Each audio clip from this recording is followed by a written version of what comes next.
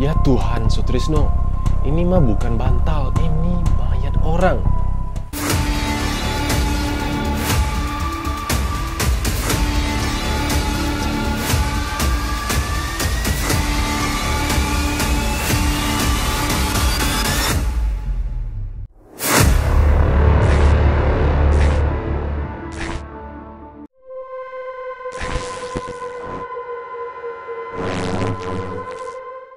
Yo, what up boys and girl, here we go again with me, your boy Agung Chan. So, terima kasih banyak karena udah ngeklik video gua kali ini.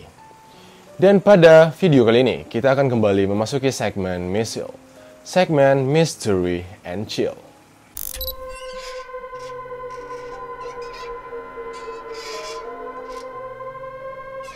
Gua akan mengajak kalian buat terjun ke dalam sebuah kasus viral dari penemuan sebuah mayat, yang dimana mayat ini ditemukan tewas secara misterius di dalam sebuah toren air milik warga di daerah Pondok Aren, Tangerang Selatan. Dan kasus ini menarik banyak perhatian dari para netizen-netizen di Indonesia sendiri, gengs. Dan maka dari itulah, gue tertarik buat menjadikan ini sebuah pembahasan di dalam konten video gue. So, daripada kalian penasaran dengan cerita dari penemuan mayat viral di dalam toren air milik warga ini, langsung saja kita masuk ke dalam ceritanya. Let's jump into it.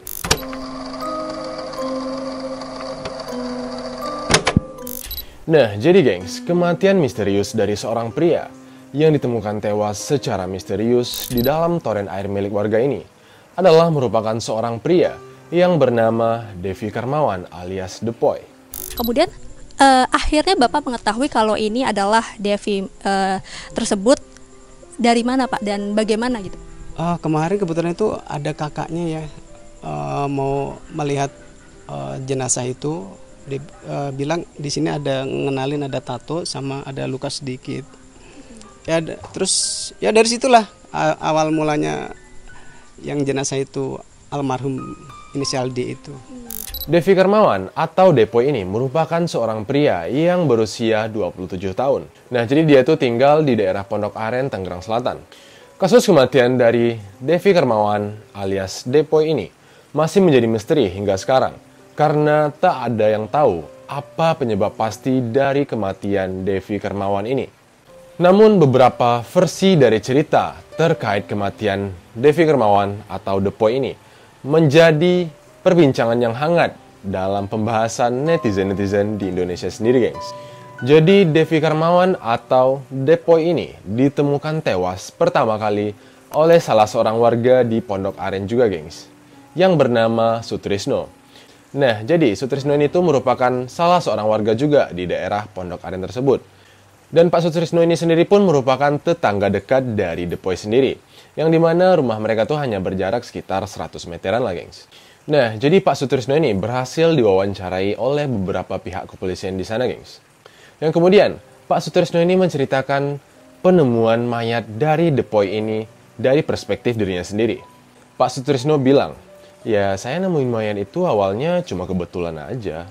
Ya, jadi beberapa hari sebelum saya nemuin mayat itu, saya nggak ada kepikiran buat ngecek toren air milik saya, karena ya seminggu sebelum itu saya udah ngecek toren air saya tersebut dan udah saya bersihin juga. Dan setelah Pak Sutrisno berhasil diwawancarai, Pak Sutrisno kembali menceritakan bahwa beberapa hari sebelum penemuan mayat dari Depoy, sang istri dari Pak Sutrisno sempat mengeluhkan bahwa air di rumah mereka itu mulai berasa atau berbau aneh. Yang dimana padahal air itu sendiri adalah air yang biasa dipakai sama Pak Sutrisno dan keluarga untuk keperluan sehari-harinya, gengs. Yang dimana air itu dipakai buat nyuci, gosok gigi, dan bahkan untuk mandinya mereka, gengs. Kemarin berawal dari kecurigaan istri saya, ngeluh, ayah ini kok airnya keruh ya.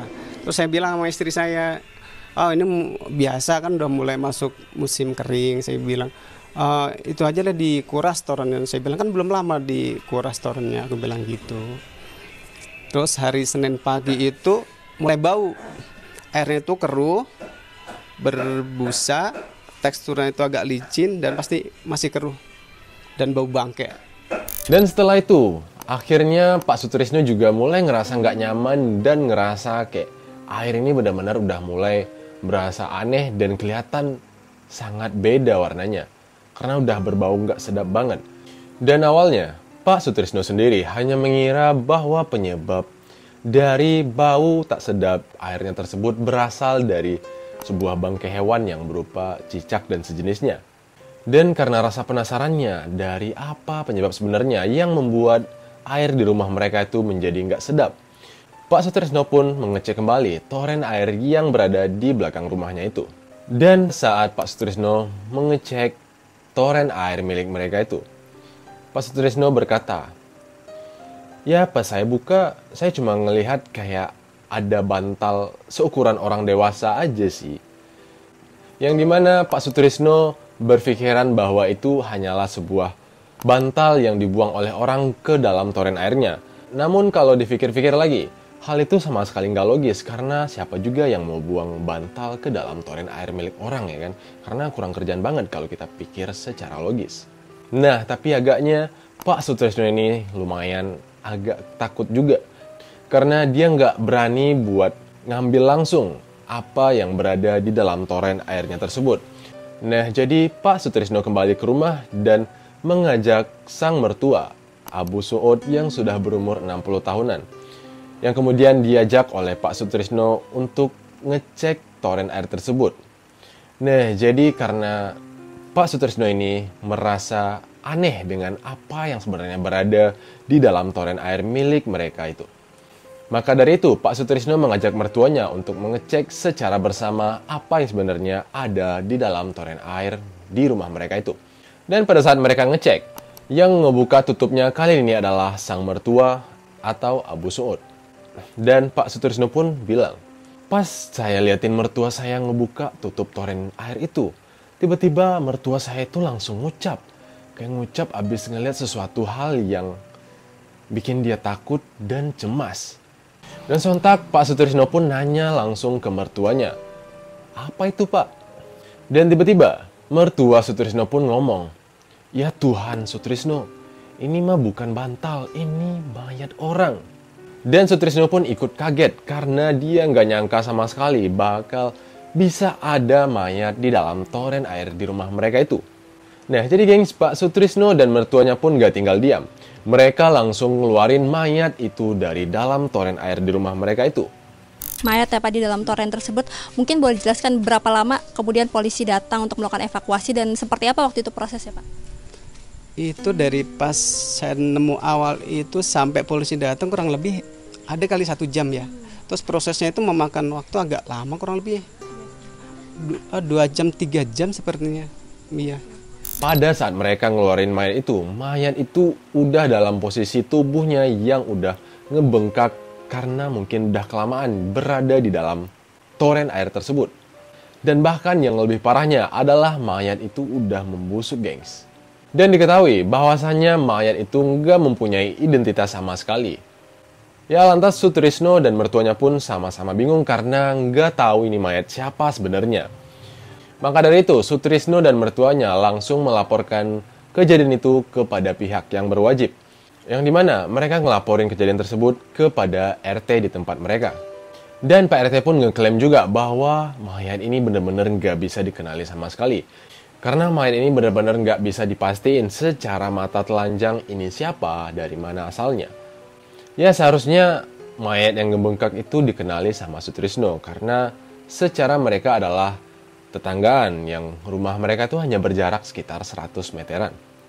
Lalu setelah mereka melaporkan kejadian penemuan mayat itu ke RT setempat, RT setempat pun menyerahkan kasus tersebut kepada pihak kepolisian setempat. Lalu setelah dilaporkan kepada pihak kepolisian pun melakukan otopsi terhadap mayat yang ditemukan di dalam toren air milik Sutrisno tersebut, gengs.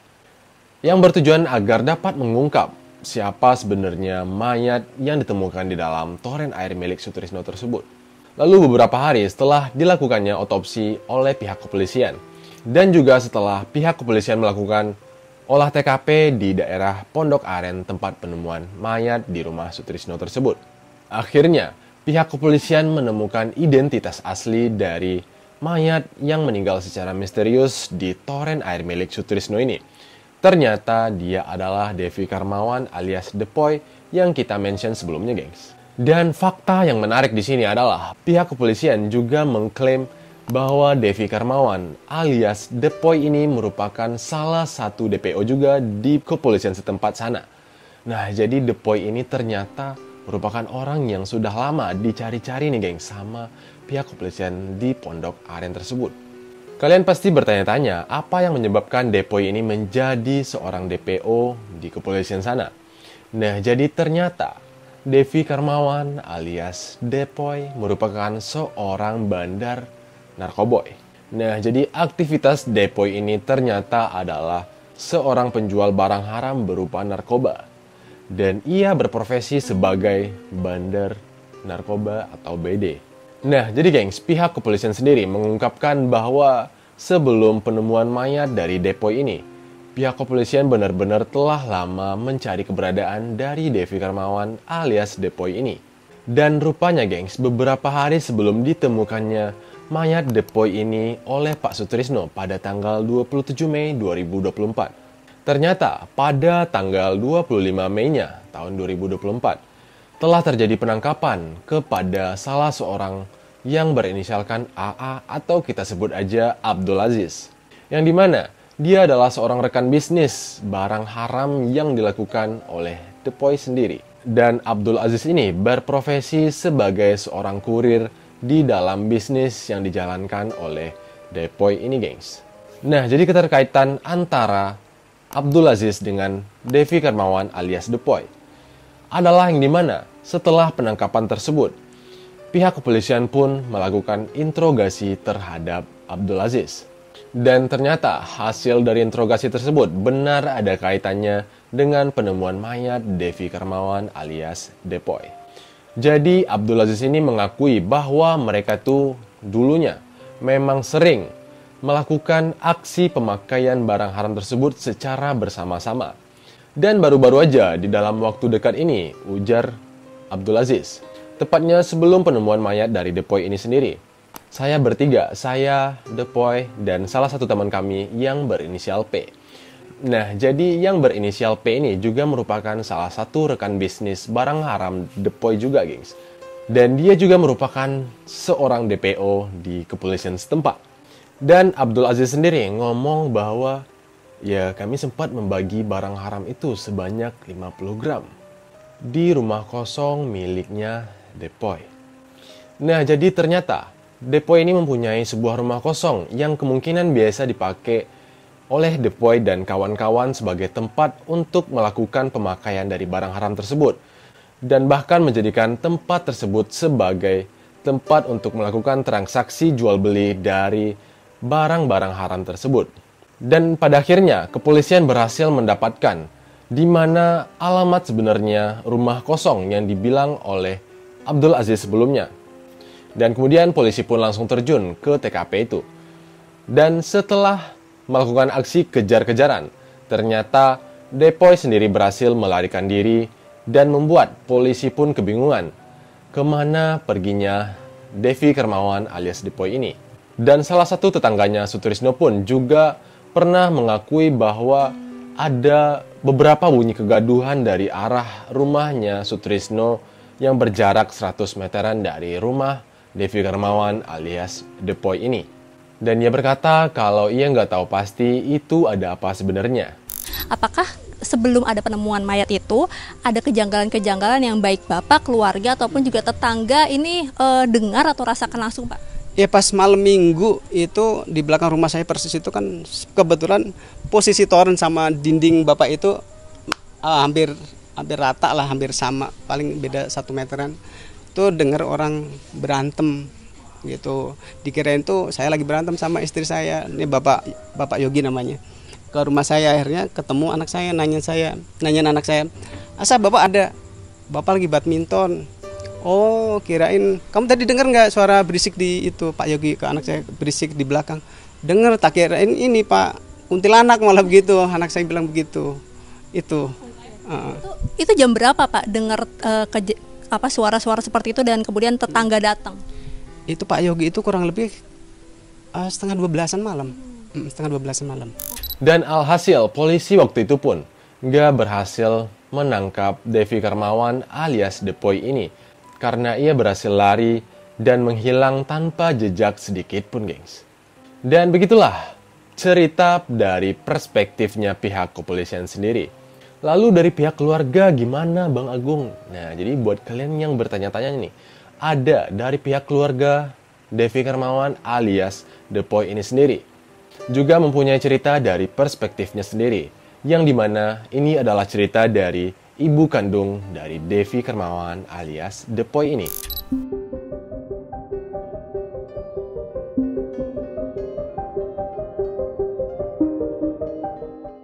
Identitas mayat di dalam toren akhirnya terungkap. Korban ternyata warga sekitar bernama Devi Karmawan atau akrab disapa Devoy. Darmiyati, ibu korban, mengatakan ada kejanggalan soal tewasnya sang anak. Dikutip dari tribunnews.com, Darmiyati, ibu Devoy, mengatakan ingin meminta kepolisian untuk mengotopsi anaknya karena di leher putranya ada bekas cekikan. Darmiyati mengatakan ada kejanggalan soal tewasnya sang anak. Sebelum ditemukan tewas 2 hari sebelumnya, Devoy sempat pamit pergi kepada ibunya pada Sabtu 25 Mei malam. Sebelum berpamitan, anaknya juga sempat meminta dikerok oleh ibunya karena mengeluh tidak enak badan. Mulanya ibunya tidak curiga anaknya tidak pulang ke rumah pada Sabtu malam setelah berpamitan membeli kopi. Namun Devi ditemukan tewas di dalam toren rumah warga pada Senin 27 Mei yang lokasinya berjarak sekitar 100 meter dari kediaman Darmiyati. Sebelumnya ada kabar mayat pria dalam toren air di Gang Samit Sian RT 3 RW 1 Pondok Aren Tangerang Selatan. Penemuan jenazah tersebut dilaporkan oleh pemilik toren bernama Trisno.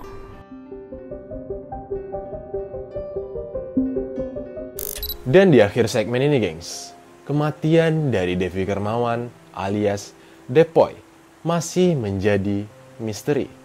Karena pihak kepolisian sendiri tak bisa memberikan kepastian apa penyebab sebenarnya dari kematian Devi Karmawan ini.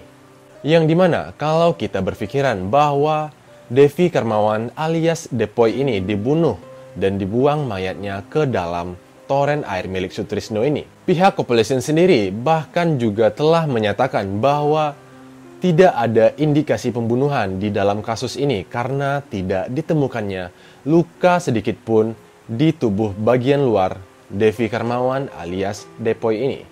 Dan ya, pasti kalian semua juga mempunyai asumsi-asumsi liar kalian masing-masing terkait mengenai kasus kematian misterius dari Devi Karmawan alias Depoy ini, gengs. So, the time is up. Gue ngucapin terima kasih yang banyak kepada kalian yang udah nonton video gue dari awal sampai akhir.